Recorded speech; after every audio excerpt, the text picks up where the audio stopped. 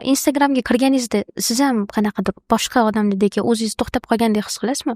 Masalan, ko'ramiz, kimdir 20 yoshda BMW sotyapti, yana kimdir uy sotyapti, nimadir hamma qanaqadir muvaffaqiyatli bo'layotgan anaqaga o'xshayapti. Nimaga bu savol beryapman? Chunki hozir fanda shunaqa kasallik chiqqan, FOMO degan kasallik. Ya'ni bu fear of missing out. Ha, o'sha narsa va yangi o'sha bizdagi yosh avlod 90% imенно shu kasallik bilan уже anibot, chalinyapti shu kasalligiga.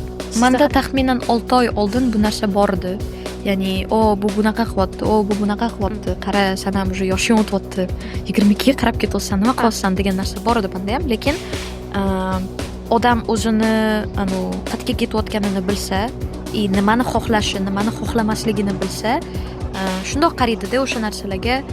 Men bu narsam yo'q, chunki menga bu narsa kerak emas hozir. Yoki men bu narsani xohlamaganman degan narsasi bo'lishi kerak deb o'ylayman.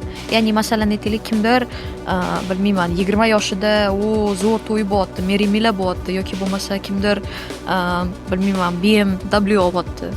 BMW deyiladi o'zi aslida. Bayg'isi motorim deyapti. Va Instagramni ko'rishni bilamoqda. Prosta aytmoqchi bo'lganim, balki siz o'sha narsani xohlamassiz.